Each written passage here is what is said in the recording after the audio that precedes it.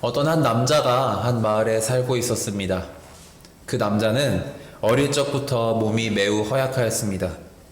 쉽게 다치고 자주 아팠습니다. 그러다 보니 이 남자의 삶이 어떠했을까요? 밖으로 나가지를 않았습니다. 그냥 어느 정도의 교육만 받은 채로 집 밖으로 외출조차 하지 않았으며 집 안에서조차 쉽게 움직이지 않았습니다. 그러다 보니 이 남자는 점점 야위어 갔습니다. 그러던 어느 날 그가 잠들고 있는 중에 꿈속에 한 목소리가 들려왔습니다. 너의 집 앞에 있는 큰 바위를 밀어라. 무슨 소리인가 했습니다. 생각해보니 자신의 집 앞에는 통로를 막고 있는 커다란 바위가 하나 있었습니다. 그래서 이 바위는 항상 자신의 집, 특별히 자신의 집과 이 근처를 지나는 모든 사람들의 통행을 막고 있는 골칫덩어리 바위였습니다. 그 바위를 이야기하는 것 같은 남자는 집 앞으로 나가서 그 바위를 한번 바라보았습니다. 근데 아무리 바라보아도 이 바위는 밀 수 있을 것 같지 않았습니다. 그렇다고 부술 수 있을 것 같지도 않았습니다. 그러나 그의 마음 가운데는 이러한 생각이 들었습니다. 왠지 이 음성은 하나님께서 내게 들려주시는 음성 같다.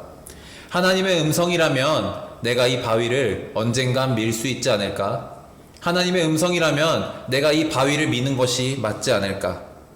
그래서 그는 그날부터 자신이 할 수 있는 조금씩 매일매일 빠지지 않고 바위를 밀어보기 시작했습니다. 그렇게 시간이 8개월이라는 시간이 흐르게 되었습니다. 8개월 동안 온 힘과 사력을 다해 목숨을 다해서 그 바위를 밀었지만 그 바위는 한치도 움직이지 않았습니다. 그래서 그는 하나님께 소리쳤습니다. 하나님, 하나님의 음성이라고 생각했습니다. 이 바위를 밀라고 하신 말이 하나님의 음성이라고 생각했는데 왜 이 바위는 밀리지 않습니까? 그렇다고 뭐 이 바위를 밀면서 어떠한 것도 달라지지 않았습니다. 하나님, 제게 왜 이런 시련을 주셨습니까? 왜 이런 되도 않는 일을 시키셨습니까? 왜 이렇게 해야 하는지 모르겠습니다. 그는 계속 하나님께 울부짖었습니다. 근데 그때 놀랍게도 하나님의 음성이 들렸습니다. 하나님께서는 이렇게 말씀하셨습니다. 사랑하는 나의 아들아, 슬퍼하지 말고 가서 거울을 바라보아라. 그러자 그는 거울 앞에 가서 거울에 비친 자신의 모습을 바라보았습니다. 그리고 그는 하나님께 울며 감사의 고백을 했습니다. 그 이유는 무엇이었을까요? 바로 8개월 동안 바위를 밀고자 힘들게 노력했던 자신의 모습이 다부지고 야윈 모습이 아니라 다부지고 건강한 신체로 바뀌어 있었기 때문입니다. 여러분, 우리는 살아가면서 이처럼 하나님의 음성이나 하나님의 뜻이라고 생각하고 어떠한 일을 행할 때가 종종 있습니다. 근데 그것이 우리에게 어떠한 변화도 가져다 주지 않는 것 같고 지금 내 삶에 어떠한 것으로도 드러나지 않는 것처럼 생각될 때가 너무나 많이 있습니다. 하나님의 계획과 생각조차 우리의 생각과 계획으로 바꾸기 때문입니다. 그러다 보니 우리의 모습은 어떻게 됩니까? 점점 하나님께 내가 원하는 것을 구하게 됩니다. 하나님이 이렇게 하라고 하신 것 같은데 되지 않습니다. 하나님, 이렇게 하라고 말씀하신 것 같은데 되지 않습니다. 그러니 도와주세요. 이 일이 진행될 수 있도록 도와주세요. 구하곤 합니다. 그러나 여러분, 우리는 앞에 있는 예화를 통해서 다시 한번 생각해 보아야 합니다. 하나님께서는 때로 우리에게 어떤 일을 시키실지는 모르지만 그 모든 것에는 하나님의 의미와 계획이 담겨 있다는 것입니다. 우리는 우리의 기준과 생각으로 하는 것이 아닌 오직 주의 생각과 주의 계획을 항상 구하고 여쭤보아야 할 것입니다. 그러면 언젠가 하나님께서는 이 앞에 있던 야윈 남자가 아닌 건강한 남자로 바꾸어 주신 것처럼 우리의 삶 가운데 하나님의 힘과 능력을 부어주실 것입니다. 오늘 본문을 작성한 다윗은 어떠했습니까, 여러분? 다윗의 삶을 여러분 모두는 잘 알고 계실 것입니다. 집의 막내 아들로서 그저 양을 치고 있었는데 기름 부음을 받고 골리앗을 쓰러뜨리고 이스라엘의 왕이 되었습니다. 이러한 다윗의 삶은 어떠했습니까, 여러분? 하나님께서 함께 하시는 삶이었다고 충분히 이야기할 만하지 않습니까? 그러나 여러분, 이 다윗의 삶에도 수많은 고비가 있었고 누군가 바라볼 때는 이게 왜 하나님의 뜻이지 싶은 것들 또한 있었습니다. 롤러코스터처럼 오르락 내리락 하는 그러한 다윗의 삶이었습니다. 어떠한 예시가 있습니까? 우리가 아는 것처럼 다윗의 목숨을 구한 예시가 하나 있습니다. 성경에는 갑자기 뜬금없이 다윗과 거미에 관한 이야기가 나옵니다. 여러분 아마 다 아시는 이야기이실 겁니다. 다윗이 사울로부터 도망칠 때 한 동굴로 들어갑니다. 그 동굴에 숨어 있는데 다윗이 숨어든 뒤에 그 동굴의 입구에 거미가 집을 만들게 됩니다. 사울의 병사들이 다윗을 찾으러 왔을 때 그 거미를 보고 어떻게 합니까? 다윗은 거미를 싫어하니까 여기 숨어 있지 않을 거야. 그리고 돌아가곤 합니다. 거미를 싫어하는 다윗에게 하나님은 거미를 통해서 그를 보호하셨습니다. 또 어떠한 것이 있었습니까? 다윗이 사울의 뒤에 숨어서 그의 옷자락을 자른 사건이 있었습니다. 그는 어떻게 보면 그 자리에서 자신을 죽이려는 사울을 죽이고 다시금 왕위를 되찾을 수 있었습니다. 그러나 그는 어떻게 했습니까? 그 가운데 하나님의 말씀을 따라서 그를 죽이는 것이 아닌 옷자락만을 잘라 그에게 자비와 긍휼을 베풀었습니다. 이처럼 다윗의 삶 가운데에는 언제나 하나님이 함께 하셨습니다. 그리고 그 가운데 하나님은 어떻게 하셨습니까? 다윗을 하나님의 사람으로 만드시고 성장시키셨습니다. 이러한 상황들을 경험하며 다윗이 작성한 것이 바로 오늘 본문 말씀인 시편입니다. 이 시편 본문을 보면은 성전에 올라가는 노래라고 나옵니다. 다윗이 성전에 가면서 하나님을 영화롭게 찬양하는 바로 가사인 것입니다. 우리가 알다시피 시편은 노래이기 때문에 가사라고 말하기도 합니다. 그렇기 때문에 여러분, 오늘 이 말씀을 통해 이 다윗의 찬양의 고백을 함께 알아갈 수 있으면 좋을 것 같습니다. 우리 함께 1절부터 2절까지의 말씀을 한번 읽어보도록 하겠습니다. 시작. 내가 산을 향하여 눈을 들리라. 여호와에게서로다. 아멘. 다윗은 오늘 본문 말씀을 통해서 자신에게 있었던 모든 도움의 손길, 모든 보호의 손길이 어디에 있었다고 고백합니까? 바로 천지를 지으신 여호와에게 있었다고 고백하고 있는 것입니다. 그 여호와가 그냥 여호와라고 고백할 수도 있지만 다윗은 천지를 지으신 여호와라고 고백하고 있습니다. 그 하나님의 높고 위대하심을 다윗은 아주 정확히 알고 있었고 아주 정확히 찬양하고 있었던 것입니다. 이처럼 여러분, 우리의 삶 또한 이렇게 되어야 할 것입니다. 천지를 지으신 여호와 하나님께서 여러분을 항상 보호하고 항상 도와주실 것입니다. 저의 삶 또한, 여러분의 삶 또한 오직 여호와의 도움과 인도하심이 없다면 우리는 여호와의 길을 따라갈 수 없을 것입니다. 때로는 주님의 생각이, 주님의 인도하심과 보호하심이 우리의 생각과 다를 수 있습니다. 우리가 판단하는 것과 우리가 생각하는 계획과 어긋날 수도 있습니다. 그러나 여러분, 하나님께서는, 여호와께서는 천지를 지으시고 모든 것을 주관하시는 분이십니다. 그 여호와 하나님의 계획하심을 믿고 의지하며 우리의 모든 도움의 손길이 여호와로부터 왔음을 우리 또한 함께 고백할 수 있기를 간절히 소망합니다. 또한 여러분, 하나님의 도움은 우리가 생각하는 것보다 훨씬 강하고 섬세하고 때로는 약하게 길게 퍼져 있을 때가 있습니다. 때로는 불기둥처럼 뜨겁고 강렬하기도 하지만 때로는 구름기둥처럼 잔잔할 때도 있는 것입니다. 그러나 여러분, 우리는 어떻습니까? 사실상 우리는 삶 가운데 하나님이 우리에게 임하시는 도움의 손길이 언제나 불기둥 같기를 원하지 않습니까? 하나님, 지금 당장 내게 도움의 손길을 주시옵소서. 하나님, 지금 당장 이 순간 가운데 임하여 주시옵소서 고백한다는 것입니다. 그러나 여러분, 우리는 그 하나님의 도우심과 구하심을 잠잠히 기다릴 수도 있어야 할 것입니다. 왜 그렇습니까? 하나님은 우리와 언제나 함께 하시기 때문입니다.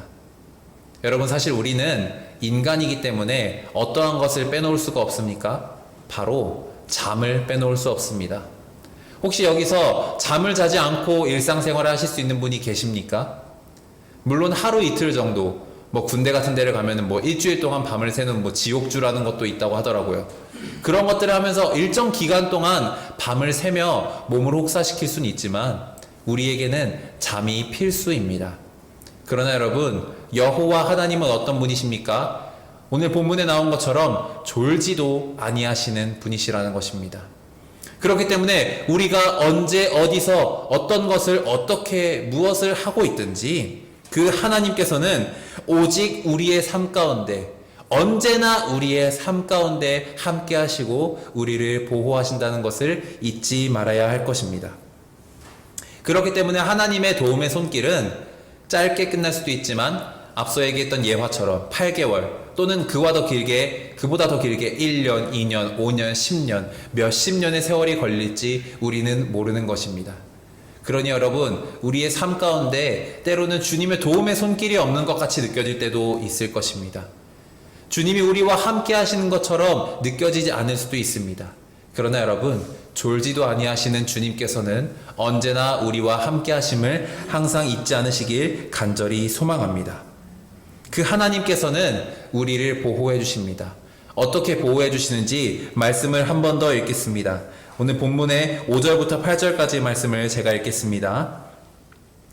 여호와는 너를 지키시는 이시라. 여호와께서 내 오른쪽에서 내 그늘이 되시나니 낮에 해가 너를 상하게 하지 아니하며 밤의 달도 너를 해치지 아니하리로다. 여호와께서 너를 지켜 모든 환난을 면하게 하시며 또 내 영혼을 지키시리로다. 여호와께서 너의 출입을 지금부터 영원까지 지키시리로다. 아멘. 앞서 이야기한 것처럼 졸지도 아니하시는 분이십니다. 낮의 해와 밤의 달, 이것 또한 우리가 뗄래야 뗄 수 없는 것입니다. 해가 떠 있으면 해가 떠 있는 것이고 달이 져 있고 달이 떠 있으면 해가 져 있습니다. 그 둘이 떠 있는 모든 시간 가운데 주님은 우리와 함께 하시고 우리를 보호하시고 우리의 곁에 있어 주신다는 것입니다. 우리의 곁에 어떤 존재가 되어 주신다고 본문에서는 이야기하고 있습니까? 바로 우리의 그늘이 되어 주신다고 이야기하십니다. 그늘은 이 사람을 보호할 수 있는 곳입니다. 여러분, 그늘 아래에 있으면 어떻습니까? 뜨거운 햇빛으로부터도 보호받을 수 있습니다. 비나 눈이 오더라도 막아줄 수 있습니다. 그늘을 만들기 위해 있는 것은 우리의 바람 또한 막아줄 수 있습니다. 어떤 것들이 우리를 상하게 하려 할지라도 우리의 우편에 그늘이 되시는 하나님께서는 절대 이동하거나 가지 아니하시고 오직 우리의 곁에 계신다는 것입니다. 그러니 여러분, 우리가 환난이나 넘어짐을 당할 때, 고통과 쓰러짐을 당할 때에도 하나님은 어디 계시다는 것입니까? 바로 우리의 곁에 계시다는 것입니다. 그렇다고 여러분, 하나님께서 우리가 환난과 고통을 당할 때 그래 너 그냥 환난을 당하는구나, 그래 너 고통받고 있구나 하고 가만히 지켜보시냐? 그것 또한 아니라는 것입니다. 우리의 그늘이 되어서 우리를 상치 못하게, 우리를 해치 못하도록 우리를 항상 보호하여 주신다는 것입니다. 그 하나님의 놀라우신 사랑은 우리를 벗어나지 않습니다. 우리 인간 또한 사랑을 한다고 합니다. 여러분도 사랑하는 사람이 다 있으시지 않습니까? 그러나 그 사랑하는 사람과 필연적으로 떨어져야 하는 순간들도 당연히 존재합니다. 그러나 여러분, 하나님은 어떻습니까? 사랑하니까 뭐 다른 이유를 빼더라도 오직 사랑 하나만으로 우리에게서 절대로 떨어지지 아니하십니다. 설령 우리가 하나님을 미워하고 하나님을 밀어내려 할지라도 하나님께서는 우리의 곁에 계신다는 것입니다. 우리가 죄를 지은 순간에도 하나님께서는 우리의 곁에 계신다는 것입니다. 그러니 여러분, 우리가 회개 기도를 통해, 때로는 간구의 기도를 통해 다시금 주님을 바라볼 수 있는 것이 아닙니까? 그 주님만을 온전히 의지하시며 우리의 삶 가운데 어떤 것을 계획하시는지, 어떤 것을 주관하시든지 오직 우리의 우편에 서서 우리의 도움이 되시는, 우리의 그늘이 되시는 그 주님을 믿고 의지하며 나아갈 수 있기를 간절히 소망합니다. 제 삶 가운데에도 하나님의 계획하심이 있었던 적이 있는 것 같습니다. 제가 고등부를 마치고 20살이 되면서 청년부에 올라갔던 순간이 있었습니다. 제가 다니던 모교회 청년부는 규모가 500명 정도 되기에 교회 수련회를 하게 되면 준비위원회라고 해서 수련회를 따로 준비해서 진행하곤 합니다. 우선 제가 20살이 되어서 처음 겨울 수련회를 갔을 때는 1박 2일의 기간으로, 2박 3일의 기간으로 갔었는데, 그때 그냥 친구들과 처음 성인이 되어 청년부 예배와 청년부 수련회를 드린다는 것이 기뻐 엄청나게 장난도 치고 많이 놀았던 것 같습니다. 그러던 날에 한 사건이 있었습니다. 제가 친구들과 같이 놀다가 길을 이동하는 중에 다른 방 숙소에서 형 누나들이 찬양하는 소리가 들렸습니다. 기타 소리도 함께 들렸습니다. 그래서 그 방에 들어가서 아는 형 누나들에게 인사를 하고 같이 앉아서 찬양을 불렀습니다. 그러다가 제가 너무 신이 난 나머지 기타를 치고 있는 형이 있었는데 얼굴도 이름도 모르는 그 형에게 찬양 한 곡을 쳐달라고 했습니다. 그러자 그 형은 약간 당황하신 눈빛이었습니다. 얘는 누구지? 날 모르는 것 같은데 왜 갑자기 이런 걸 부탁하는 거지? 하지만 그 형은 당황하지 않고 그래 너가 원하니까 쳐주마 라고 하면서 찬양을 쳐주셨습니다. 그리고 시간이 좀 지나고 나서야 그때 그 형이 조금 불편하셨다는 것을 알게 되었지요. 하지만 제가 그 형을 찾아가서 따로 사과하거나 이렇게 할 수 있는 기회나 시간이 없었습니다. 그렇게 시간이 흘렀고 여름이 되었습니다. 다시 한 번 더 수련회를 준비하기 위해 준비위원회를 모집하고 있었는데 20살에 치기 어리던 저는 당연히 그 수련회 준비위원회에 지원을 하게 되었습니다. 그리고 그 자리에서 그때 기타 쳐주던 형을 만났습니다. 그 안에서 기도하고 예배하며 첫날에 어떤 것을 준비할지 팀을 나누는 과정 가운데 그 형과 같은 팀이 되었습니다. 이제 팀을 나누어서 모임을 하는데 그 형에게 먼저 찾아가 그때 일을 이야기하며 사과를 드렸습니다. 제가 그때 철이 없었던 것 같습니다. 지금도 철이 없지만 그때는 더 없었던 것 같습니다. 근데도 저를 받아주셔서 감사합니다. 죄송했습니다. 앞으로는 그러지 않겠습니다. 그러자 그 형은 이렇게 말씀하셨습니다. 나도 그런 때가 있었다. 그럴 수 있다. 그치만 내가 거기서 화를 낼 수 있는 것도 아니고 그냥 귀엽다 생각했다. 그리고 그 형과 함께 수련회를 준비하면서 아주 돈독한 관계가 되었습니다. 그리고 시간이 흘러서 제가 군대에 갔습니다. 그리고 군대에서의 저는 신앙의 바닥을 찍었습니다. 부끄럽지만 군종병이었으면서도 신앙이 정말 힘들었습니다. 군대 내에서 신앙생활을 한다는 것이 정말 어렵더라고요. 그렇게 군대에서 전역을 하고 다시 청년부로 돌아왔는데 어느 날 MK 캠프에 관한 광고가 올라왔습니다. 그리고 마침 그 형이 그 MK 캠프팀의 팀장을 맡았었습니다. 관심은 갔지만 사실 비용적인 것 그리고 복학을 위해 알바를 하고 있던 제게는 시간이 부족했기 때문에 고민도 하지 않고 그냥 못 가겠다 하고 뒤로 제쳐둔 팀이었습니다. 그러던 중 알바를 하고 있는데 형의 연락이 왔습니다. 그러자 형이 전화로 이번 얘기하셨습니다. 내가 이번에 MK 캠프 팀장인 거 알지? 근데 그냥 네가 생각해서 연락했다. 같이 가자.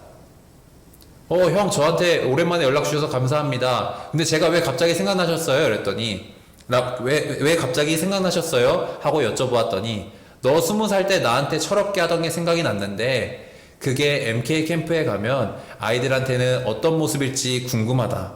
그리고 그냥 너를 데려가야겠다는 마음이 들었다 라고 해주셨습니다. 그렇게 저는 조금의 고민을 하고 형과 함께 MK 캠프를 가게 되었고 지금 제게 MK에 대한 비전을 갖게 해주는 아주 큰 계기가 되었습니다. 처음 시작은 저의 철없는 행동이었습니다. 그러나 저는 그 순간에도 하나님께서 저와 함께 하셨다는 것을 믿음으로 나아갑니다. 그 20살의 사실 겨울 수련회에는 친구들이 많이 가지 않았습니다. 저를 포함해서 20살 중에는 3명만 갔습니다. 왜냐면 대부분 성인이 되다 보니까 대학 생활에 즐거움에 빠져 있었고 소위 말하는 향락에도 많이 빠져 있었기 때문에 교회에 잘 나오지 않았습니다. 그러나 저에게는 수련회를 가야 한다는 마음이 있었고 수련회를 통해 그 형을 만나게 되었고 그 형과의 인연을 통해 지금 제게 하나님께서 이러한 소명과 비전까지 주셨다고 저는 믿음으로 고백합니다. 여러분, 우리의 삶 가운데에도 하나님은 언제나 함께 하시고 일하십니다. 앞선 예화의 바위를 미는 것처럼 제 삶 가운데 있던 교회형을 향한 철없는 행동들도 모두 주님의 계획하심 가운데 있을 수 있다는 것입니다. 여러분의 삶을 한번 돌아보시기 바랍니다. 어떠한 상황과 어떠한 사건들이 있었을지 저는 다 알 수 없습니다. 그러나 제가 여러분들에게 확신할 수 있는 것은 여러분들의 모든 상황 가운데, 모든 순간 가운데 하나님께서는 함께 하시고, 함께 하셨고, 앞으로도 함께 하실 것이라는 것입니다.